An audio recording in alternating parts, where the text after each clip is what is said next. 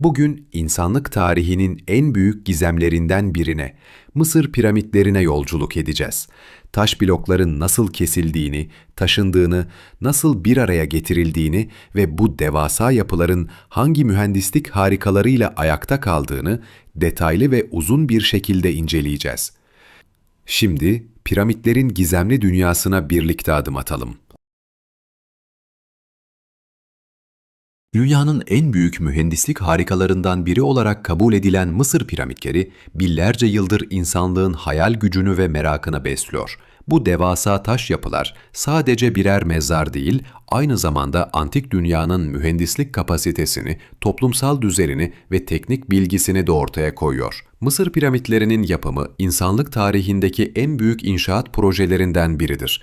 Onları özel kılan şey yalnızca büyüklükleri değil, aynı zamanda inşa edildikleri dönemdir. Çünkü bu yapılar M.Ö. 26. yüzyıldan başlayarak o günün imkanlarıyla inşa edilmiştir.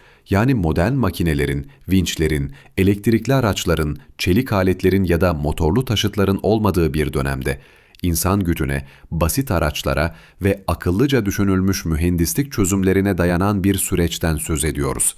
Piramidin şekli, yani yukarıya doğru daralarak yükselen dört üçgen yüzey, yalnızca estetik bir tercih değildir. Bu tasarım, yapıya olağanüstü bir stabilite ve dayanıklılık kazandırır. Yatay kesitler küçüldükçe ağırlık daha alt katmanlara aktarılır. Böylece yapı kendi kendini destekler. İşte bu nedenle piramitler binlerce yıl boyunca ayakta kalabilmiştir. Çökmemelerinin ve zamanın yıkıcı etkilerine direnebilmelerinin sebebi tam olarak bu mühendislik seçimidir. Piramitlerin bir diğer önemli yönü astronomik hizalamalardır. Büyük Giza piramidi, kuzey yönüne neredeyse kusursuz bir biçimde dönüktür.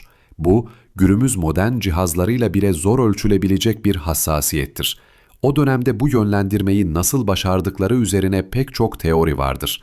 Gözlemler, yıldızların konumlarına göre yapılan ölçümlerle bunun sağlandığını düşündürmektedir.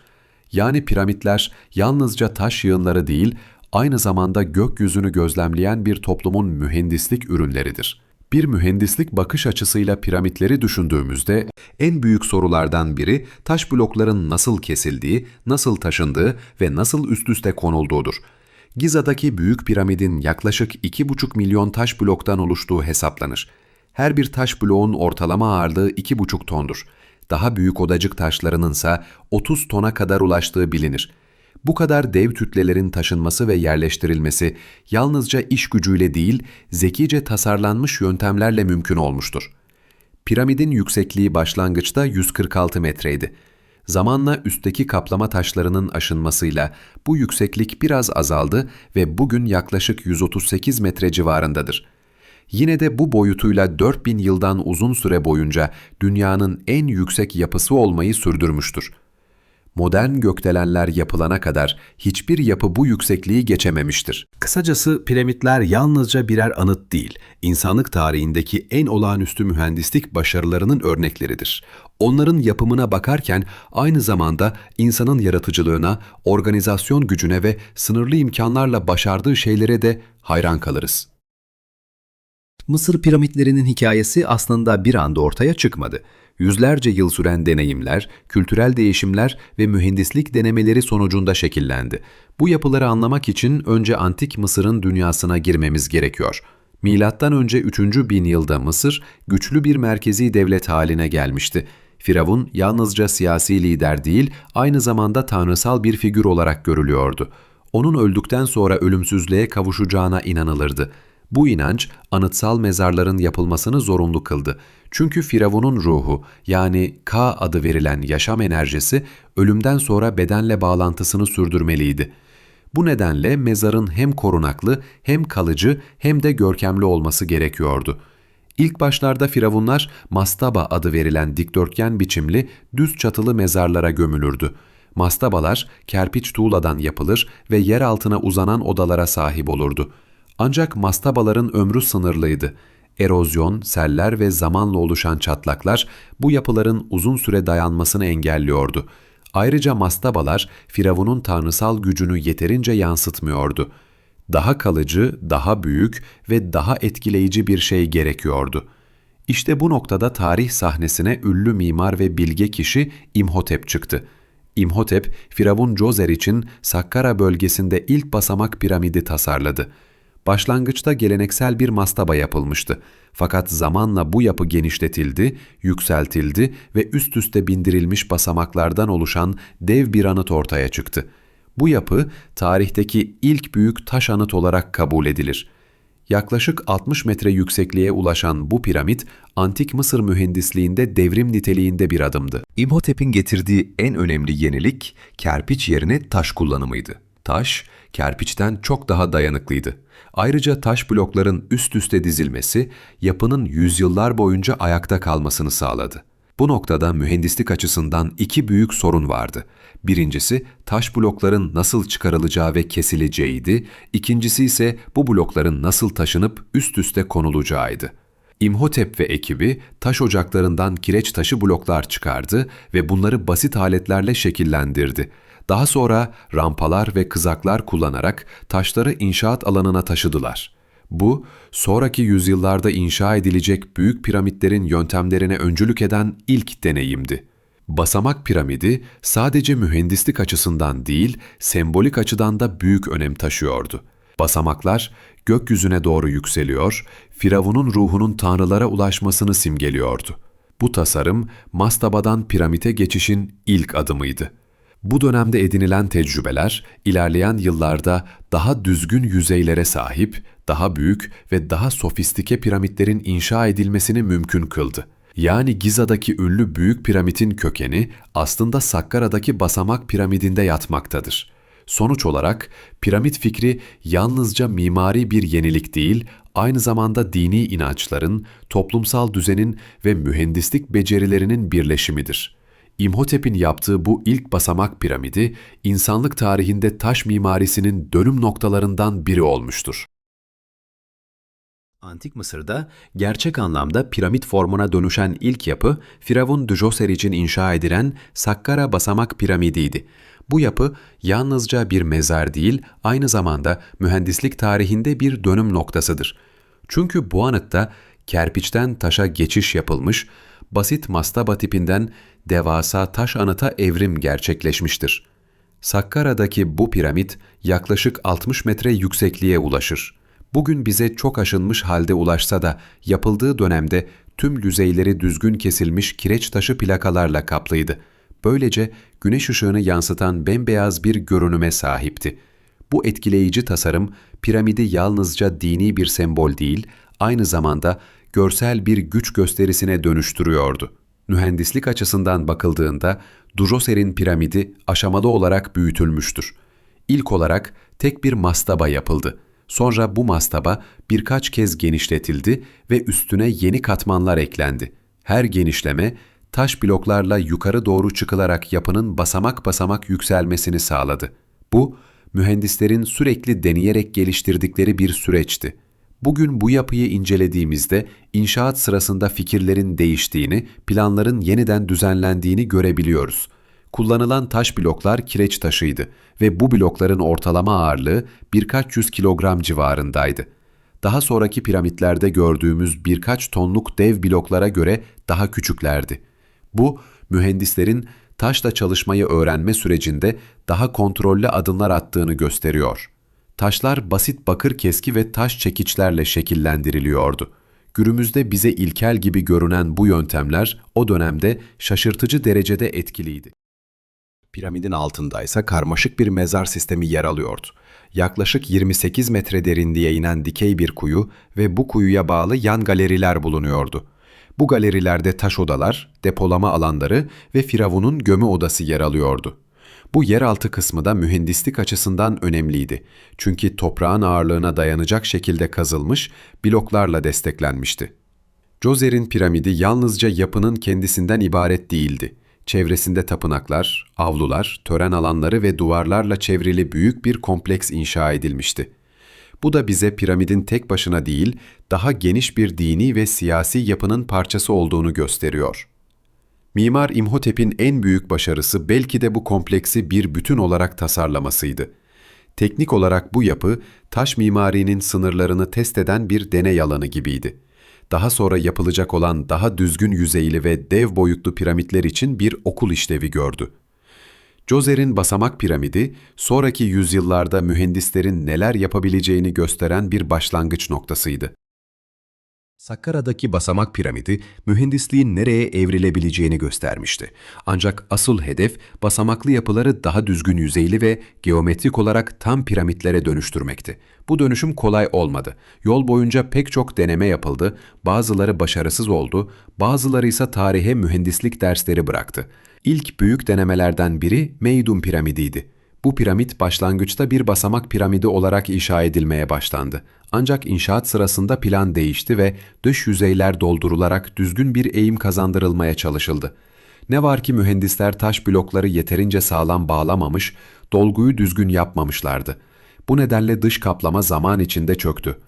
Bugün Meidum piramidinin yalnızca iskeleti ayakta kalmıştır. Bu çöküş Mısırlı mühendisler için büyük bir ders oldu. Eğer düzgün yüzeyli piramit yapmak istiyorsanız, taş blokların açısı, bağlanma şekli ve basınç dağılımı çok dikkatle hesaplanmalıydı. Bir sonraki büyük deneme Kırık Piramit olarak bilinir. Bu yapı Dahşur bölgesinde inşa edildi. Başlangıçta eğim açısı çok dik tasarlanmıştı. Yaklaşık 55 dereceydi. Ancak inşaat sırasında taş bloklarda çatlaklar oluşmaya başladı. Ağırlık dağılımı alt katmanlarda sorun yaratıyordu.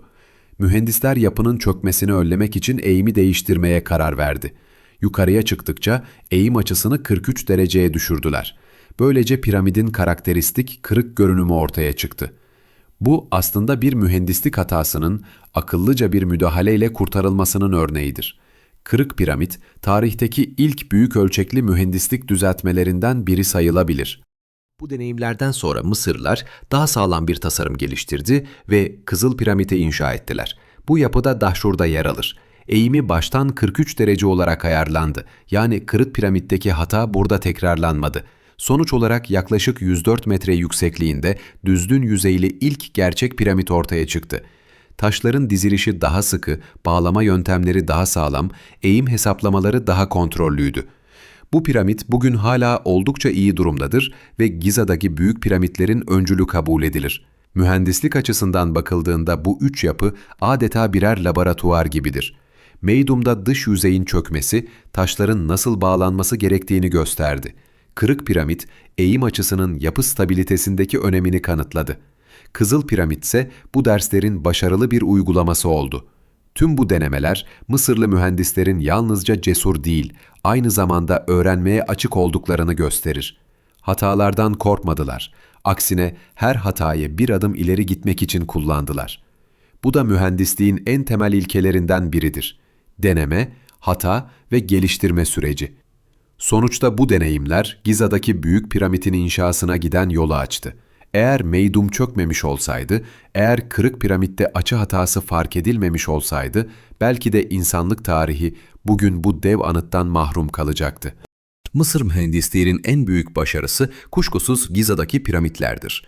Bunlardan en büyüğü olan Khufu piramidi, diğer adıyla Keops piramidi, insanlık tarihinin simgelerinden biridir. Ancak bu dev yapı bir günde ortaya çıkmadı. Öncesinde yıllar süren planlama, hazırlık ve kaynak yönetimi vardı. Bir piramit inşa etmeye karar vermek, yalnızca taşları üst üste koymak anlamına gelmiyordu. Bu karar aynı zamanda siyasi, ekonomik ve toplumsal bir organizasyon gerektiriyordu.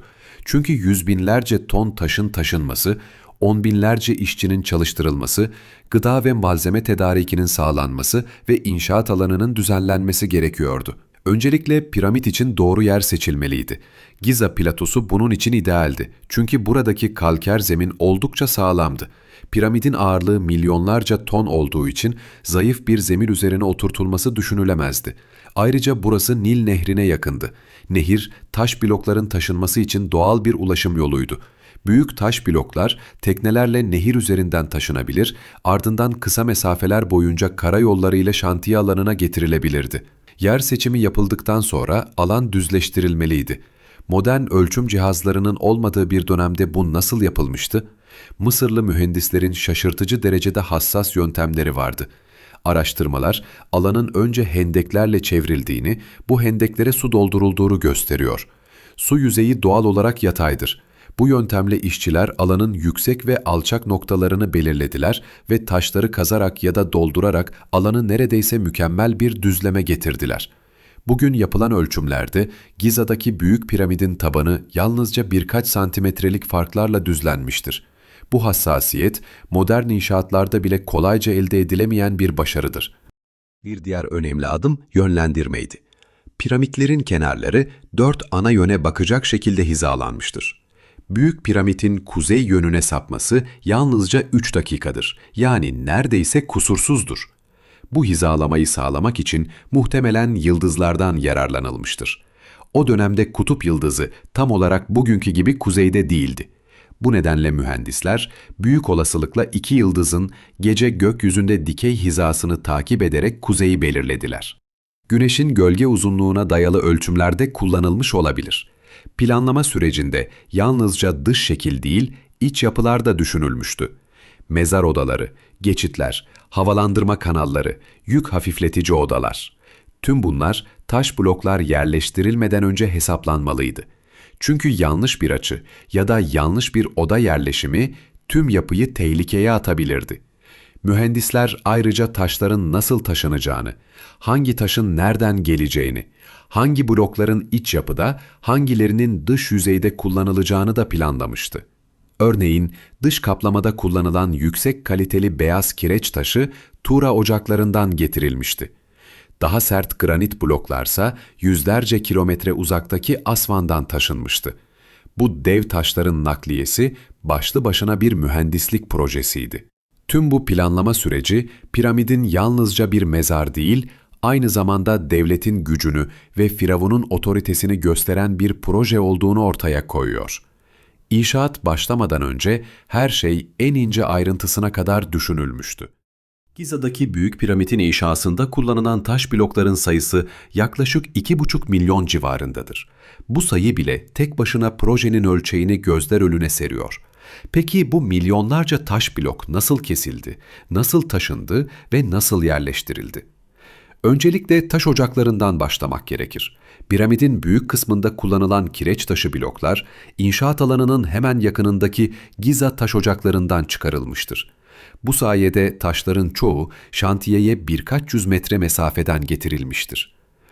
Ancak dış kaplamada kullanılacak daha kaliteli beyaz kireç taşları Tura ocaklarından, iç odalarda kullanılacak granit bloklarsa Asvan'dan getirilmiştir. Asvan, Giza'ya yaklaşık 800 kilometre uzaklıktadır.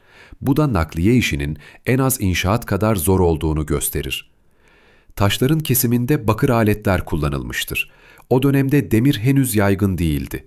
Mısırlı taş ustaları bakır keski ve testereleri ayrıca sert kuvars kumuyla destekleyerek taşları aşındırırdı. Granit gibi çok sert taşlar söz konusu olduğunda bakır testereler kuvars kumuyla doldurulup ileri geri hareket ettirilirdi. Bu yöntemle taş yüzeyi yavaş yavaş aşındırılır, istenen form elde edilirdi. Bu oldukça zahmetli ve zaman alıcı bir işlemdi. Fakat on binlerce işçinin eş zamanlı çalışmasıyla büyük miktarda taş işlenebiliyordu. Kesilen blokların taşınması için çeşitli yöntemler kullanılmıştır. En yaygın yöntem blokların kızaklar üzerine yerleştirilip işçiler tarafından çekilmesiydi. Kızakların altına kaymayı kolaylaştırmak için su döküldüğü düşünülmektedir. Bu sayede sürtünme azalıyor ve yüzlerce kilogram ağırlığındaki blokların hareket ettirilmesi kolaylaşıyordu. Bazı duvar resimlerinde işçilerin kızakların önüne su döktüğü açıkça görülmektedir. Daha ağır bloklar için farklı çözümler geliştirilmişti. Granit blokların ağırlığı 50 tona kadar çıkabiliyordu. Bunlar Asvan'dan Nil Nehri üzerinden teknelerle taşındı. Nil'in taşma dönemlerinde su seviyesi yükseldiğinde tekneler büyük taşları daha kolay taşıyabiliyordu. Giza'ya ulaştıklarındaysa kıyıya yanaştırılan rampalar yardımıyla bloklar indiriliyor, sonra kızaklarla inşaat alanına çekiliyordu. İnşaat alanında taş blokların taşınması için muhtemelen geçici yollar ve rampalar yapıldı. Bu rampaların düz mü, spiral mi yoksa yanlardan yükselen bir sistem mi olduğu hala tartışma konusudur. Ancak hangi yöntem kullanılmış olursa olsun bu rampaların yapımı da taş blokların taşınması kadar büyük bir organizasyon gerektiriyordu. Çünkü Yüzlerce metre uzunluğunda rampalar inşa edilmek, sonra bu rampaları sürekli yükseltmek gerekiyordu. Tüm bu işlemler yalnızca kas gücüne dayanıyordu. Ne vinç, ne makara sistemi, ne de metal kancalar. Sadece tahta kızaklar, halatlar, kaldıraç prensipleri ve binlerce işçinin uyumlu çalışması. Bu, insan iradesinin ve mühendisliğin birleştiğinde neler başarabileceğinin en büyük kanıtıdır. Sonuçta her bir blok yerine yerleştirildikçe piramidin formu yavaş yavaş yükselmeye başlıyordu. Bu süreç sadece mühendislik değil, aynı zamanda sabır ve kararlılık gerektiren bir işti. Piramidin inşasında en büyük sorunlardan biri taşların yukarıya nasıl çıkarılacağıydı. Alt sıralara taş yerleştirmek görece kolaydı ama yapı yükseldikçe her bir bloğun ağırlığı bir mühendislik kabusuna dönüşüyordu. Birkaç yüz kiloluk hatta tonlarca ağırlıktaki taşların onlarca metre yukarı çıkarılması gerekiyordu. Bu soruna çözüm rampalarda bulundu.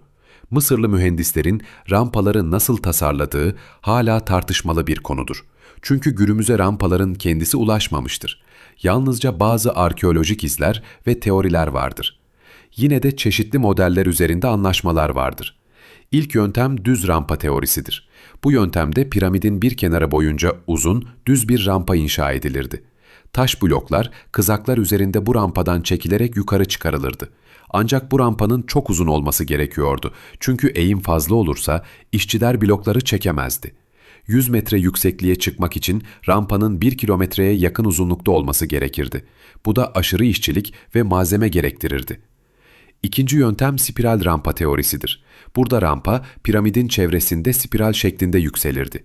Böylece rampa daha kısa olabilir, bloklar yavaş yavaş yukarı çıkarılabilirdi. Fakat bu yöntemde rampalar piramidin dış yüzeyini kapatırdı. Bu da taşların tam yerleştirilmesini zorlaştırabilirdi. Ayrıca inşaat tamamlandığında rampaların sökülmesi gerekiyordu. Bu da ciddi iş yükü demekti. Üçüncü yöntem iç rampa teorisidir. Buna göre rampalar piramidin içinde gizlenmiş tüneller şeklindeydi. Bloklar bu tüneller aracılığıyla yukarı taşınıyordu. Bu teori bazı arkeolojik bulgularla desteklenmektedir. Örneğin Büyük Piramidin içinde gizli boşluklar ve geçitler bulundu.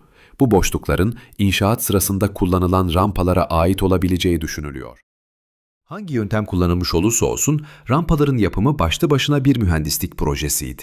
Rampalar, sıkıştırılmış toprak ve taşlarla oluşturuluyor, yüzeyleri düzleniyor, kızakların kaymasını kolaylaştırmak için su veya kil kullanılıyordu. İşçiler blokları, halatlar ve kaldıraçlarla yavaş yavaş yukarı çekiyordu.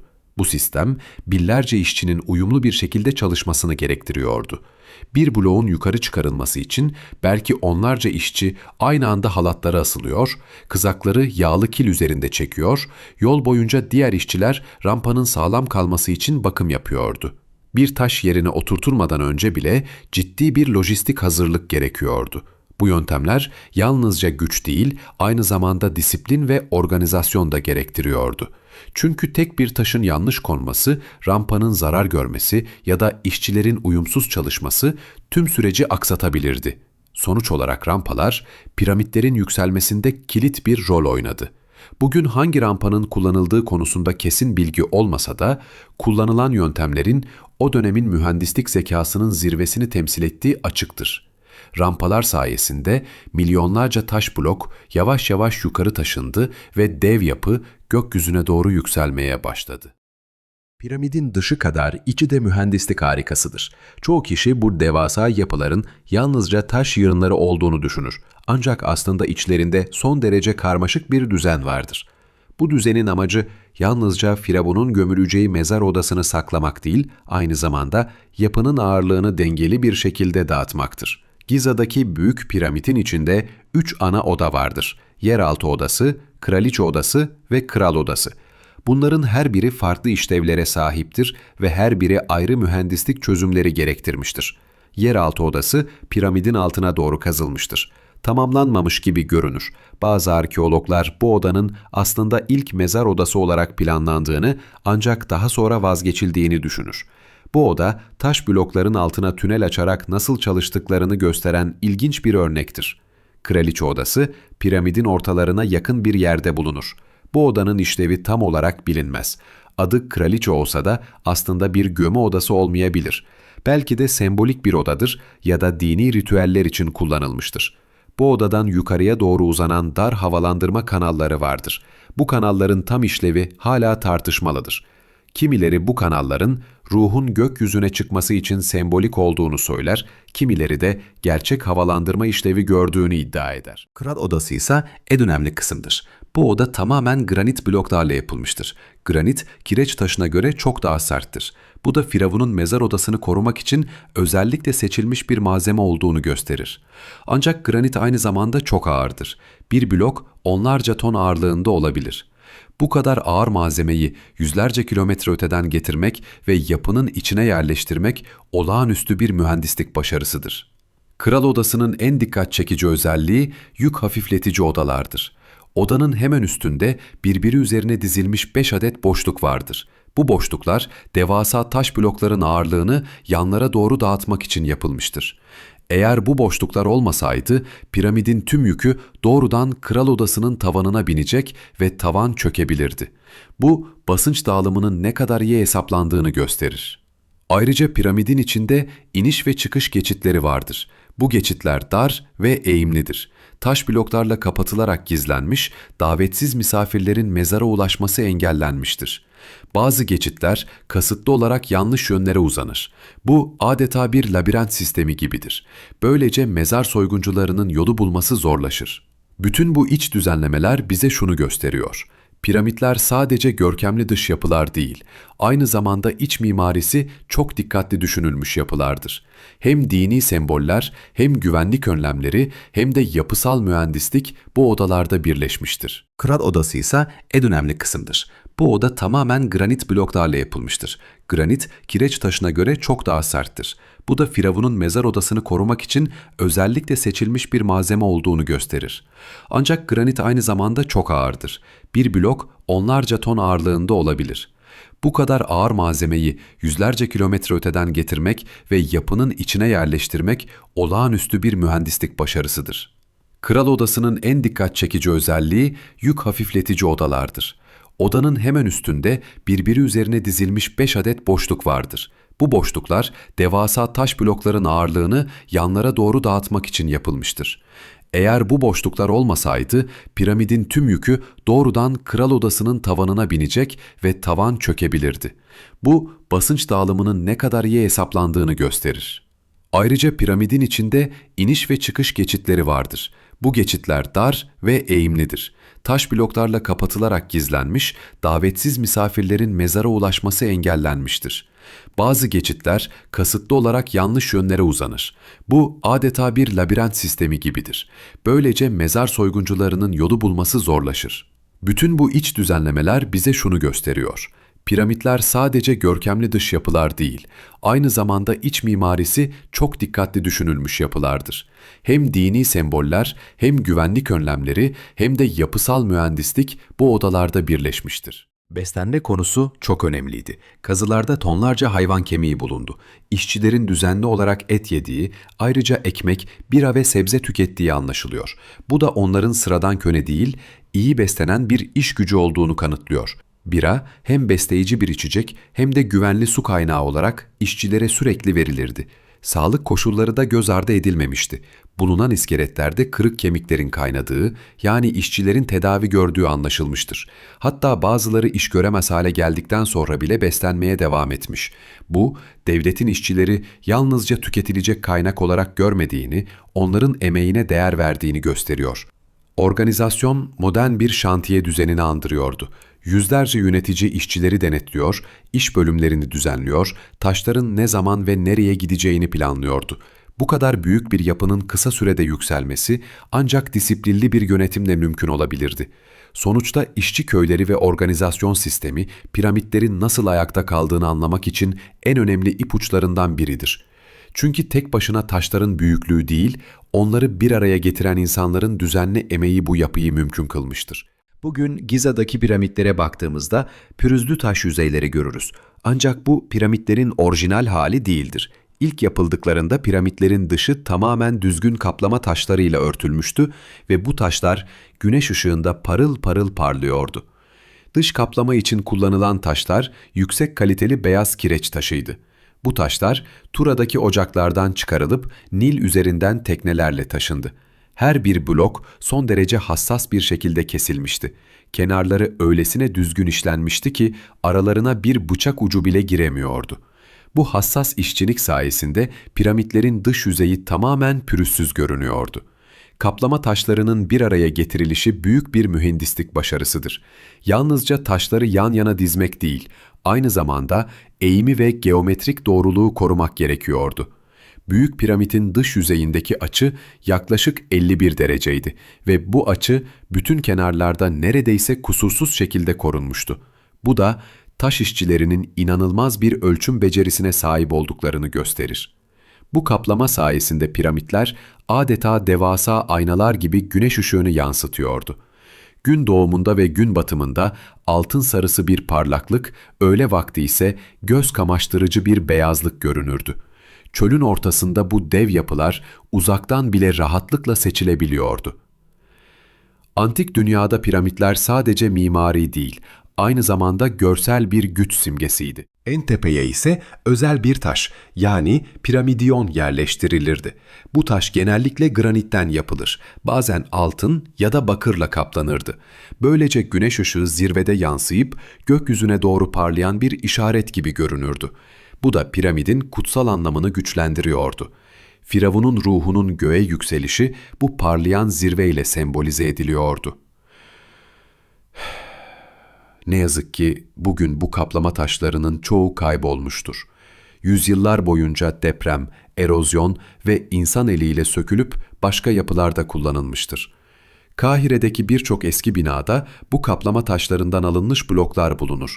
Ancak piramitlerin bazı alt kısımlarında hala orijinal kaplama taşlarının izlerini görmek mümkündür. Bütün bu parlaklık ve ihtişam bize şunu gösterir: piramitler yalnızca mühendislik yapıları değil, aynı zamanda sanat eserleriydi. Görsel etki, dini sembolizm ve teknik ustalık bir araya gelmiş, ortaya insanlığın en ikonik anıtlarından biri çıkmıştı. Piramidin en dikkat çekici yanlarından biri, boyutlarındaki olağanüstü hassasiyettir. On binlerce işçi, milyonlarca taş blok ve basit aletlerle nasıl bu kadar doğru ölçüler elde edilebildi? İşte bu bölümde Mısırlı mühendislerin ölçüm ve geometri konusundaki becerilerine bakacağız. Öncelikle piramidin tabanı ele alındığında dört kenar neredeyse eşittir. Bugün yapılan modern ölçümlerde kuzey kenarla güney kenar arasındaki fark yalnızca birkaç santimetredir. Doğuyla batı arasında da benzer bir durum vardır. Dört kenarın birleştiği köşeler neredeyse tam 90 derecedir. Bu doğruluk modern inşaatlarda lazer ölçüm cihazları kullanılmadan bile zor elde edilir. Peki eski Mısırlılar bu kadar hassas ölçümü nasıl yapıyordu? Cevap basit ama etkili yöntemlerde gizlidir. Öncelikle ipler ve çubuklarla temel geometrik şekiller oluşturuluyordu. İp germe yöntemi sayesinde düz çizgiler belirleniyor, dik açı elde etmek için ipler üçgen şeklinde kullanılıyordu. Özellikle 3, 4 ve 5 birimlik uzunluklarla oluşturulan üçgenler sayesinde doğru açı hesaplanabiliyordu. Bugün biz buna Pisagor üçgeni diyoruz. Ama Mısırlılar bunu milattan önce binlerce yıl önce zaten uyguluyordu. Piramidin yönlendirilmesi de olağanüstüdür. Dört kenar ana yönlere bakar: kuzey, güney, doğu ve batı. Kuzey yönüne olan sapma yalnızca birkaç dakika kadardır. Bu hizalama muhtemelen yıldız gözlemleriyle yapılmıştı. Mısırlı rahipler gökyüzündeki yıldızların hareketlerini çok iyi biliyordu. Geceleri ipler ve basit gözlem aletleriyle yıldızların doğrultusu belirleniyor, gündüzse gölge uzunluklarıyla kontrol ediliyordu. Geometrik oranlar da dikkate alınmıştı. Büyük piramidin yüksekliği ile taban uzunluğu arasında ilginç bir oran vardır. Yükseklik tabanın yarısına oranlandığında yaklaşık 3,14 değeri elde edilir. Bu pi sayısına çok yakındır. Ayrıca bazı ölçümlerde altın oranla da benzerlikler görülür. Bu durum Mısırlıların yalnızca pratik mühendisler değil, aynı zamanda soyut matematiğe de hakim olduklarını düşündürmektedir. Tüm bu hassasiyet piramidin yüzyıllar boyunca ayakta kalmasını sağladı. Eğer köşeler birkaç derece kaymış olsaydı yapı dengeli olmayabilir ve zamanla çökmeye başlayabilirdi. Eğer taban eğri olsaydı ağırlık düzgün dağılmaz ve yapının bütünlüğü tehlikeye girerdi. Sonuç olarak Mısırlı mühendisler basit aletler ve temel gözlemlerle inanılmaz bir doğruluk elde ettiler. Bu da bize gösteriyor ki mühendislik sadece araçlardan ibaret değildir. Asıl önemli olan akıl, gözlem ve doğru yöntemdir. Piramitlerin geometrik mükemmelliği, insan zekasının en parlak örneklerinden biridir. Giza'daki Büyük Piramit'in inşası ile ilgili en çok merak edilen sorulardan biri şudur: böylesine devasa bir yapı ne kadar sürede tamamlandı? Antik kaynaklar, modern araştırmalar ve arkeolojik bulgular bu soruya farklı yanıtlar verir. Ancak ortak görüş, bu projenin onlarca yıla yayılan bir çalışma gerektirdiğidir. Yunan tarihçi Herodot, M.Ö. 5. yüzyılda Mısır'ı ziyaret ettiğinde piramidin inşasının 20 yıl sürdüğünü yazmıştır. Bu bilgi uzun süre kabul görmüştür. Günümüzdeki araştırmalarda bu sürenin gerçekçi olduğunu göstermektedir. 20 ya da 25 yıl gibi bir zaman aralığı böylesine büyük bir yapı için makul görünmektedir. Bir hesap yapalım. Büyük Piramidin yaklaşık 2,5 milyon taş bloğu vardır. Eğer inşaat 20 yıl sürdüyse bu yılda 125 bin blok demektir. Bu da günde 340 blok eder.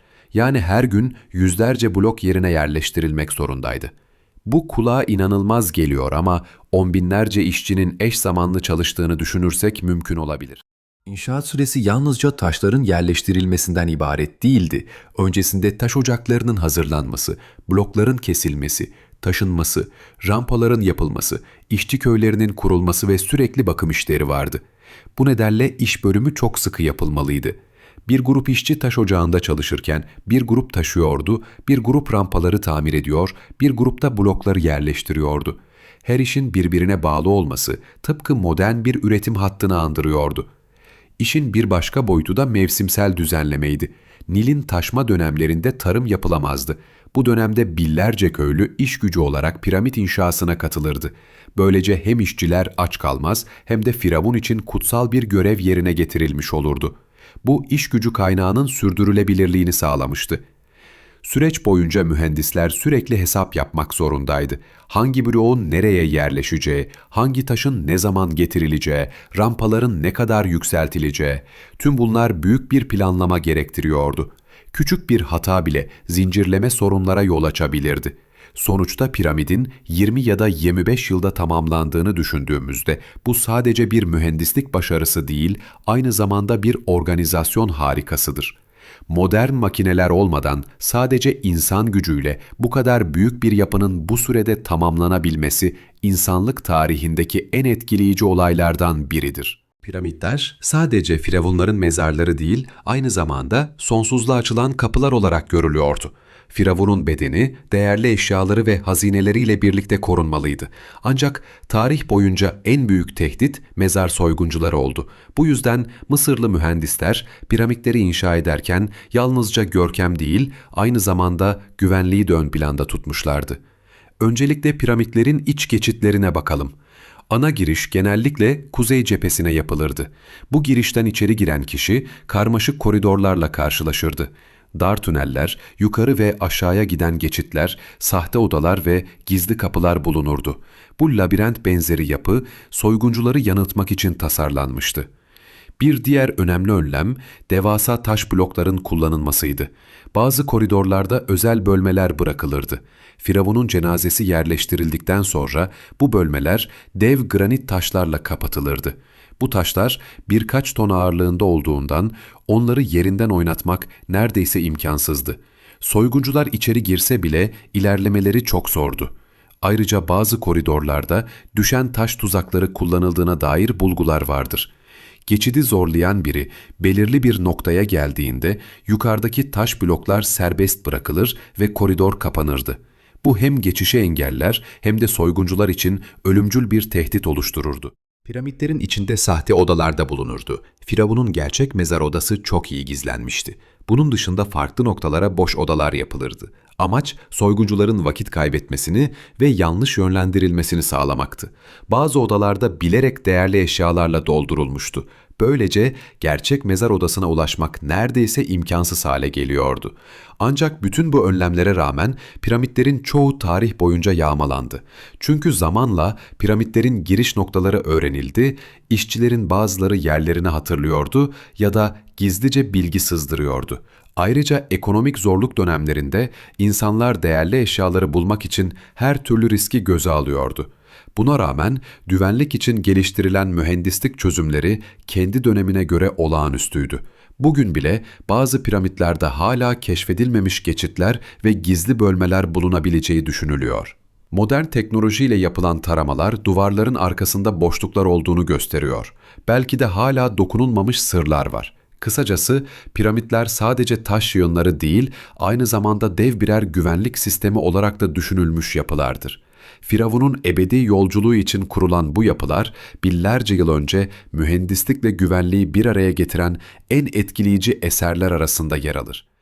Piramitler, binlerce yıldır ayakta duran ve insanlığın hayranlığını kazanan yapılar olmasına rağmen hala tüm sırları çözülmüş değil.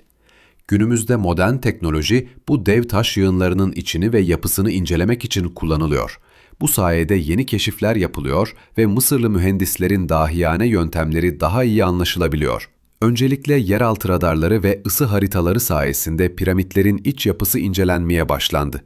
Araştırmacılar taş blokların arkasındaki boşlukları ve tünelleri görebiliyor. Özellikle Giza'daki Büyük Piramit'in kuzey tarafında daha önce fark edilmeyen boşluklar tespit edildi. Bu boşlukların gizli geçitler ya da kullanılmamış odalar olabileceği düşünülüyor. Son yıllarda en dikkat çekici yöntemlerden biri ise kozmik ışın taramalarıdır. Atmosfere çarpan kozmik ışınların oluşturduğu parçacıklar taş bloklardan geçerken farklı yoğunluklar yaratır. Bu yöntemle piramidin içindeki yoğunluk farkları belirlenebiliyor. Bu sayede gözle görülmeyen odalar ya da tüneller ortaya çıkıyor. Bu yöntemle Büyük Piramit'in üst kısmında dev bir boşluk keşfedildi. Bu boşluk tam olarak ne için yapıldığı bilinmeyen büyük bir alan. Belki de mühendislik açısından yük hafifletme amacıyla tasarlanmıştı. Belki de hala keşfedilmemiş bir işlevi var. Modern kazılarda işçilerin yaşadığı köyler de ortaya çıkarıldı. Bu köylerde işçilerin evleri, yemek alanları, fırınlar ve atölyeler bulundu. Bu keşif, piramitlerin köleler tarafından değil, düzenli ve iyi beslenen işçiler tarafından yapıldığını güçlü bir şekilde ortaya koydu. Ayrıca işçilerin mezarları da bulundu ve saygıyla gömüldükleri görüldü. Bu da onların işlerini Firavun'a hizmet etmekten çok kutsal bir görev olarak gördüklerini gösteriyor. Bir diğer önemli araştırma alanı taşların taşınma yöntemidir. Deneysel arkeoloji adı verilen yöntemle araştırmacılar küçük ölçekli piramit modelleri inşa ederek taşların nasıl taşındığını test ediyor. Taşların kayganlaştırılmış zeminde daha kolay hareket ettiği, rampaların farklı kombinasyonlarla kullanılabileceği gibi teoriler bu sayede daha inandırıcı hale geliyor. Günümüzde piramitlerin çevresi de araştırılıyor. Çölün altında henüz gün yüzüne çıkmamış tapınaklar, depolar ve işçi alanları olabilir. Uydu görüntüleri ve jeofiziksel taramalar bu yapıları yavaş yavaş ortaya çıkarıyor. Sonuç olarak modern teknoloji, binlerce yıl önce yapılmış bu anıtların hala sırlar barındırdığını gösteriyor. Her yeni keşif, eski Mısırlı mühendislerin zekasını bir kez daha kanıtlıyor. Belki de ileride yapılacak araştırmalar, piramitlerin inşa süreci hakkında bugün bilmediğimiz yepyeni bilgiler ortaya koyacak. Piramitler yalnızca Antik Mısır'ın değil, tüm insanlık tarihinin en tanınmış yapıları arasında yer alır. Yüzyıllardır ayakta kalan bu devasa taş anıtlar, günümüzde hem kültürel hem de bilimsel açıdan büyük bir miras değerine sahiptir. Onlara baktığımızda yalnızca eski bir uygarlığın inşa ettiği yapıları değil, insan zekasının, sabrının ve hayal gücünün somutlaşmış halini görürüz. Piramitler, milattan önceki dönemlerde firavunların ölümsüzlüğünü temsil ediyordu. Ancak bugün yaşayan tüm insanlık için geçmişte kurulan bir bağ haline geldi. Onlar, ortak tarihimizin bir parçası olarak bize nereden geldiğimizi ve neler başarabileceğimizi hatırlatıyor. Modern dünyada piramitler milyonlarca turistin uğrak noktasıdır. Giza'daki Büyük Piramit hala dünyanın 7 harikasından günümüze ulaşan tek yapıdır. Her yıl milyonlarca insan bu taş yığınının önünde durup binlerce yıl önce nasıl inşa edildiğini hayretle düşünür. Bu durum piramitleri yalnızca Mısır'ın değil, tüm dünyanın sembolü haline getirmiştir. Piramitler aynı zamanda bilim dünyası içinde hala canlı bir araştırma alanıdır. Her yeni teknolojiyle yapılan ölçümler, eski Mısırlıların mühendislik bilgisine dair yeni ipuçları verir. Bugün bile piramitler mühendislik fakültelerinde örnek olarak gösterilir. Çünkü planlama, organizasyon, geometri ve inşaat teknikleri açısından eşsizdir. Kültürel açıdan piramitler sayısız filme, romana, belgesel ve sanatsal esere ilham olmuştur. Onlar gizem, kudret ve kalıcılık sembolüdür. İnsan zihninde piramit dendiğinde yalnızca bir yapı değil, aynı zamanda çözülememiş sırların ve insan hayal gücünün gücü canlanır. Ama belki de en önemlisi piramitler bize şunu hatırlatır. İnsan sınırlı imkanlarla bile imkansızı başarabilir. Mısırlı mühendisler basit aletlerle, düzenli çalışmayla ve ortak bir amaçla binlerce yıl sonra bile dimdik ayakta duran eserler bırakmışlardır. Bu, insanlığın yaratıcılığının en büyük simgelerinden biridir. Bugün piramitler UNESCO Dünya Mirası listesinde korunmaktadır. Hem gelecek nesillere aktarılmakta hem de insanlığın ortak hafızasında ebedi bir yer edinmektedir. Onlara baktığımızda yalnızca taşları değil, binlerce yıl önce yaşamış insanların emeğini, inancını ve zekasını da görürüz. Kısacası piramitler, geçmişle bugün arasında kurulan köprüdür. Onlar, uygarlığın başlangıcında atılan en büyük mühendislik adımlarından biri olarak, insanlık tarihinin en görkemli miraslarından biri olmaya devam ediyor. Sevgili izleyici, Mısır piramitlerinin gizemli ve büyüleyici yapım sürecine dair bu uzun yolculuğumuzun sonuna geldik. Belki gözlerinizi çoktan kapatıp huzurlu bir uykuya dalmışsınızdır. Belki de hala bu devasa taş blokların nasıl böylesine mükemmel bir şekilde üst üste konduğunu düşünüyorsunuz. Her iki durumda da bu anlatının size hem sakinlik hem de bilgi kattığını umuyorum. Piramitler sadece firavunların görkemli mezarları değil, aynı zamanda insanlığın sınırlarını zorlayan mühendislik başarılarıdır.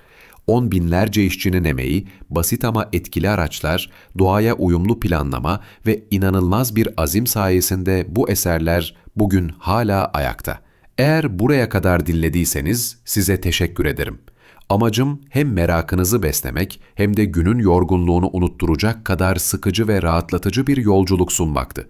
Bir sonraki videoda başka bir mühendislik harikasını keşfederken yine birlikte olacağız. O zamana kadar iyi uykular, tatlı rüyalar dilerim.